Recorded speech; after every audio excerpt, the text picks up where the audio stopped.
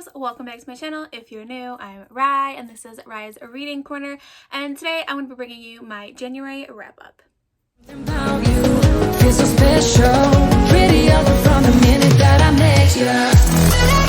was a pretty good reading month for me. I read a total of 12 books, DNF'd my first book of 2021, and I started one that I just have not even attempted or really wanted to finish, but don't think it's a hard DNF yet. Still trying to decide. So I am going to give you some stats of kind of what my month of January looks like, since I am keeping a more accurate representation of things or record by using Compile, which is G's from Book Rose, which I will link her channel down in the description box below. So if you see me looking down, I have some information on my iPad, and hopefully I'll be able to put a graphic in here as well. So like I said, I read 12 books, and that totaled to 4,198 pages. I read some really big chunky books this past month. I may or may not have finished an entire series, which is absolutely insane, but I'll tell you more about that in a little bit. All right, so for reading method, I read 11 physical books, and then I read one mixed media, meaning I read some of it in audio format, and then I read some of it as an ebook. And for my genre breakdown, which this is really eye-opening, is I read a lot more of a genre that I typically don't read, but I'm becoming more interested in this genre and hope to read more. So I read 6 fantasy books, 2 thriller books, 1 contemporary, 1 mystery, 1 romance, and 1 nonfiction book. So fantasy definitely had the lead this month, which will make sense once I kind of fill you in on what books I read this month. So how I'm going to do this is I'm going to start with a book that I DNF'd, which might be shocking for a lot of you, and then work my way up from my 2-star books all the way up to my 5-star books, and I had quite a few 4- and 5-star books this month. So like I said, overall it was a really good reading month. Okay, so the book that I DNF'd this month is The Kiss Quotient by Helen Wong. I know this is a lot of people's favorite book, but for me it just didn't do it. I really despise in books where either their mission is to lose their virginity or they're trying to have sex just to have it, and that's kind of how this book starts off. And I know there's a lot more to this book, and I probably would like if I get a chance, but I just couldn't get through the beginning of it because, like I said, that's just something I just really dislike in books. So I did start this, and I DNF'd it. So I'll probably be unhauling this fairly soon. All right, the next book that I started, did not like, don't know if I'll ever actually finish it, is The Simple Wild by K.A. Tucker. This is actually the book club book for Sugar and Spice, which is hosted by my really good friends Amanda from Ginger Stepries and Kirsten from Kirsten's Corner. However, this book, I'm just really struggling getting into it. Another thing I really don't like in books is where a character really flaunts their wealth and their status, and I just don't like books like that really just hone in on a character's wealth. And this does that in the beginning, and I'm only like 30 pages in, and I know everyone says to keep going, that it does get a lot better, but I'm just really struggling, so I don't know if I'll be finishing this one. But enough of the books that just didn't catch my eye this month, but let's switch to the books that I did actually read. So the first book that I'm going to talk about is my 2-star book, which I only had one, and that says From Twinkle with Love, and I can't think of the author's name, but I will put a picture of the book somewhere on either side, and it will have the author's name on this one. So this is a book about a young girl who is in high school. Her parents are from India. She's first generation in the United States, and she is she really wants to be, I believe it's a movie director, producer. This is how I just didn't stick with me. I can't even remember part of the things about it. And her name is Twinkle, and she has an opportunity to do a movie for and enter it into this movie film thing, and she pairs up with a guy who also would like to be kind of into the movie world, and it ends up kind of being a romance story. It's a really young YA, and I think that's just what my problem was with it. I couldn't connect with it as a 28-year-old. However, the character Twinkle, I could have seen myself really liking and relating to her when I was in high school. She, was kind of shy, didn't like confrontation, tried to hold on to friendships that maybe weren't the best of that, and that was me in high school. So, and I still don't like confrontation, but like I said, I just feel like I was not the audience for it. It was a super young YA book, super, super corny. I was reading this for a secret TBR that I've kind of put on hold. But I mean, it wasn't anything terrible. It just wasn't something that really caught my interest. All right, let's move on to my 3-star books. So the first 3-star book that I have is The Legend, wait for it, Dirty Story of How I Met Your Mother by Jessie McLean. This is like a behind the scenes of How I Met Your Mother. How I Met Your Mother is one of my absolutely favorite shows ever. And wow, the glare is really picking up on this, so I apologize. This goes into a little bit about each of the actors and actresses in the show. It goes into all of the seasons and highlights some of the certain episodes and kind of gives you the behind the scenes, the dirt on different things. So I really did like this. There were some new things that I did learn from this book. The reason why I give it 3 stars was I felt like if you really were a big How I Met Your Mother fan, a lot of this stuff is things that you already knew. You could have done it by just some research or things like that. So like I said, it was pretty informative and things that I found that were new. Also, they recap several of the episodes, and I already know the episodes. I don't need a recap of them, but it was good. It was a fun read, and I did learn some new things. And my next 3-star read was definitely a disappointment. I was really, really excited for this book. It was a new release that got released this past month, and that is Across the Green Grass Fields by Shawnee McGuire. So this is I want to say the 7th book in the Wayward Children series, and the first one that I've given 3 stars to. So this book follows Reagan. There is rep in this book through Reagan. I don't want to spoil what that rep is, because I feel like it's a really pivotal part of the story of kind of how she lands up in the magical land that she does go to. And then she goes there. It's with centaurs and unicorns, and I liked the world building, but I don't think the world building was done as well as some of the other books, which are in the back. And I think too, what really missed for me this book is this could be a standalone. It is really a standalone because Reagan's not in any of the other books. Where even though all these books don't necessarily follow the same plot line, they all connect to that very first book or to some character that was mentioned in that first book, and this one doesn't. And I think the way that Shawnee McGuire connects those books is something that I love. Even when we have the separate stories about the particular characters' backstories, I wish we could have gotten one of those characters that we haven't had a backstory with and have that as the 7th book. I mean, the writing is still brilliantly done. I still did enjoy it. I mean, it's a quick read, but I just missed for me, and I was really kind of bummed because I really was excited for a new book for this series. I binged the entire other part of the series last year, but for me, unfortunately, this was only a 3-star read. All right, now on to my 4-star reads, which, like I said, I had a lot of great reading this month and a lot of 4 and 5-star reads. So my first 4-star read was One by One by Ruth Ware. I like Ruth Ware. I've read all of her books but one, so I will be finally catching up and reading everything that she currently has out. This is a corporate retreat.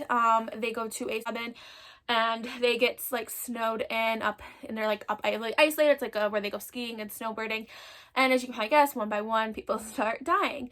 I really did like this book. I felt that the beginning was a little slow. Nothing really happens major in the first 100 pages, and I don't like things happening right off the bat in thrillers, but I like a little bit sooner than the 100-page mark. I felt that the person that was kind of behind everything was kind of obvious in the book, but the ending was really, really good, and that's kind of what for me made this a 4-star versus a 3-star. But again, I think Ruth Ware is either one, you really like her books or you don't like them, and for me, I really do most of the time enjoy them. They're usually a 4-star read for me, and she definitely did it again. Okay, so my next 4-star read was another thriller, and this was No Exit by Taylor Adams. I've had this book for a really long time, and I finally just got to it. I buddy read this with Kirsten from Kirsten's Corner. This is about a girl who is trying to go home after college, and she has to go to a rest stop because it's really, really snowing. The weather's terrible.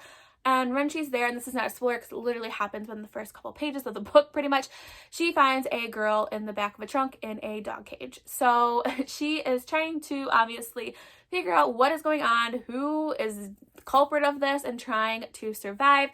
There's definitely a lot of body horror in this book, so that's definitely a trigger warning just to let everyone know.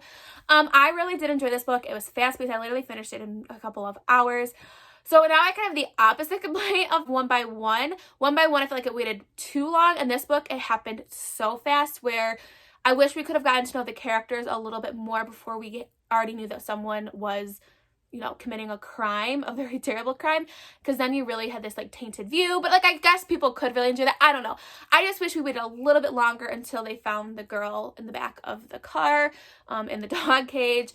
It was really good. The ending was kind of for me. And I felt like I was reading like a 2000 like 8-9 horror movie. Like that's what it reminded me of. But like I said, I read it in a couple hours, so it obviously had to be good to keep my interest and want to know what was going to happen.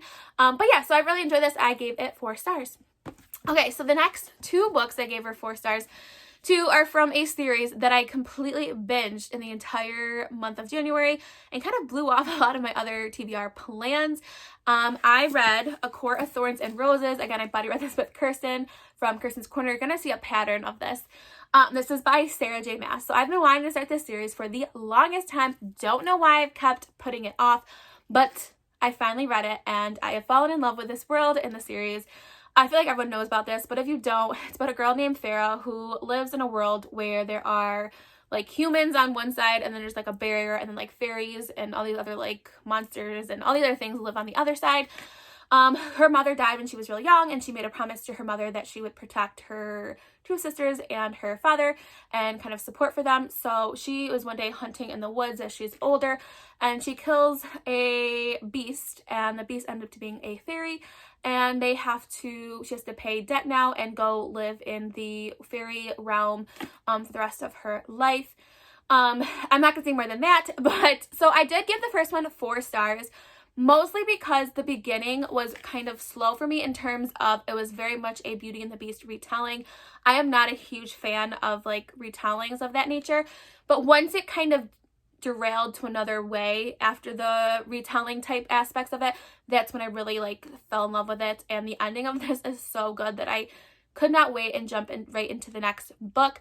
So yeah, 4 stars, fell in love with the series. The next 4 stars is the 3.5 book they call it. It's like the novella type thing. It's called Court of Frost and Starlight.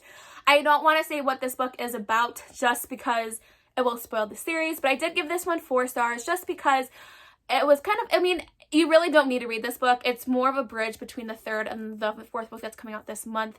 It just was kind of, it like finishes up what kind of happened in the 3rd book.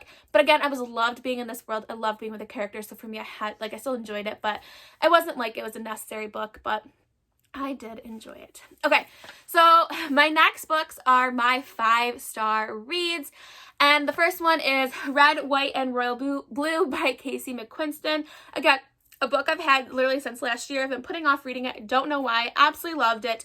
If you're not familiar, we have our 2 main characters. One is the son of the U.S. president, and the other one is the son of the royal queen, or grandson of the royal queen in Wales, I want to say. And they hate each other, but then they're forced to become friends, and they end up falling in love. And it really, I think, shows a light and of even though this relationship of 2, famous people, it really shows relationships, I think, how they really are and very realistic.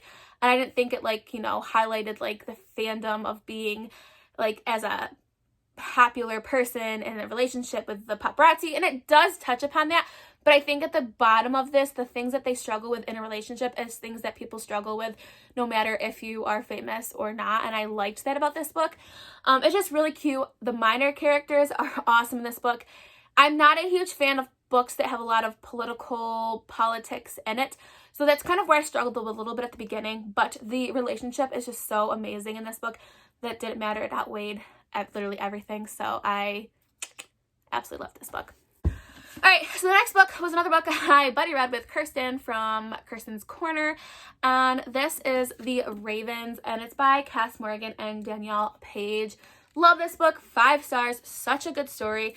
It is told from 2 points of views, and basically it is takes place in college, and it is a sorority, but they're really not a sorority. It is a cover for a witch society or a witch coven.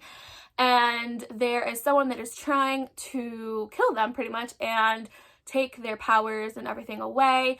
I really liked this story. It had a twist that I was not expecting. It really, really surprised me. I enjoy reading about like magical realism and when we have, you know, a real world with magic in it.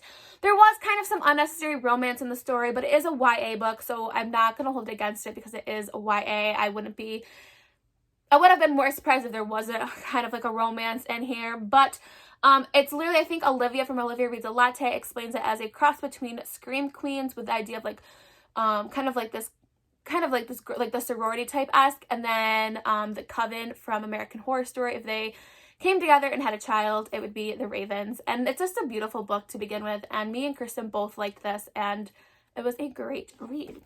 All right, so the next one are, again, part of the series, and probably one of like my favorite book of the entire month. And so I have A Court of Mist and Fury and A Court of Wings and Ruin. So I read this one, again, buddy read with Kirsten from Kirsten's Corner. If you can't see a pattern, me and Kirsten are real good buds over here. We read a lot together. This is my favorite book of the entire month that I read.